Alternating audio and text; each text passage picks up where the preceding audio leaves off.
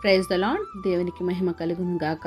ఈ సంవత్సరం ఆఖరి దినములో మనల్ని సజీవులుగా ఉంచి ఈ దిన వాగ్దానాన్ని మనకిచ్చిన దేవాది దేవునికి వందనములు.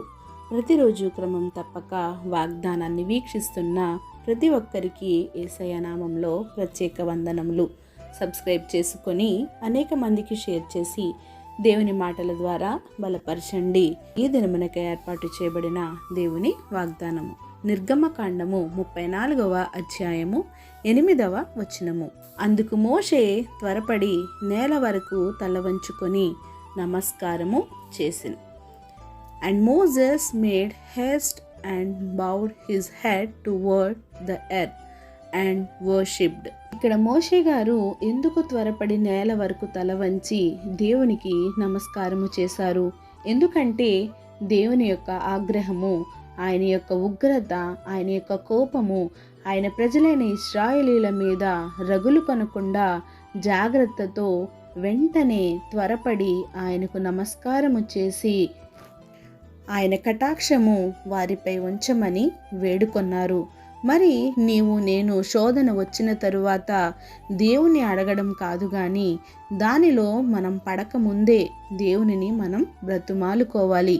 నీ విషయమై, నీ పిల్లల విషయమై, నీ కుటుంబం విషయమై దేవునిని బ్రతిమాలుకోవాలి, గోజాడుకోవాలి, ఆయనకు మొర్రపెట్టుకోవాలి. ఆయన ఏమాత్రము కూడా దోషులను నిర్దోషులుగా ఎంచువాడు కాదు. తండ్రుల దోషము కుమారుల మీదకి రప్పించే దేవుడు. మరి నీ పిల్లల విషయమై దేవుణ్ణి ఏమి బ్రతిమాలు కొనుచున్నావు? యోబు గారిని చూసినట్లయితే యోబు గారు తన కుమారులు పాపము చేసి తమ హృదయములలో దేవుని దూషించరేమో అని వారిని పిలువనంపించి వారిని పవిత్రపరచి అరుణోదయమున లేచి వారిలో ఒక్కొక్కరి నిమిత్తమై దహన బలి అర్పించుచు వచ్చెను. మరి యోబు నిత్యము అలాగున చేయుచుండెను. మరి యోబు గారు ఆయన పిల్లలు పాపము చేయకుండానే, తప్పులు చేయకుండానే వారు చేశారేమో అని తలంచి వారి విషయమై అంత జాగ్రత్త తీసుకున్నప్పుడు మరి నీవు నీ పిల్లల విషయమై దేవునికి కనీసం ప్రార్థిస్తున్నావా? వారి గురించి నీవు ప్రార్థనలో పెడుతున్నావా? వారిపై ఏ దోషము నిలవకుండా చేయమని దేవునిని బ్రతిమాలుకొనుచున్నావా? నీ పిల్లలు నడవడిక గమనిస్తున్నావా? జాగ్రత్త వహిస్తున్నావా?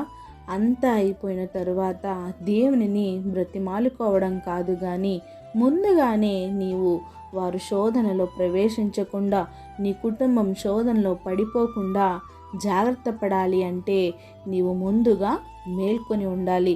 మెలకువ కలిగి దేవుని యందు జీవించాలి.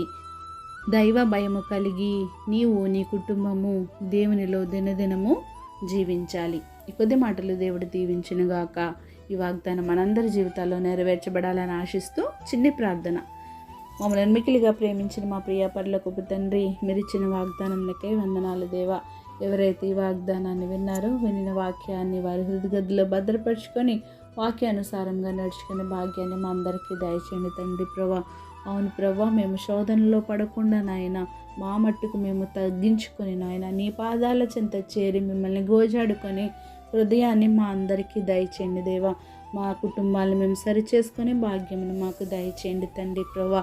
మా నాయన ఆఖరి దినంలో ఉంటుండగా నాయన మీరే మమ్మల్ని కాచి దాచి కాపాడి భద్రపరిచినందుకు వేలాది కోట్లాది స్తోత్రాలు చెల్లించుకుంటూ ఈ కొద్ది ప్రార్థన మీరు సన్నిధికి చేర్చుకుంటారని యేసుక్రీస్తు పరిశుద్ధ నామమున ప్రార్థించి అడిగి వేడుకొంచున్నాను మా తండ్రి.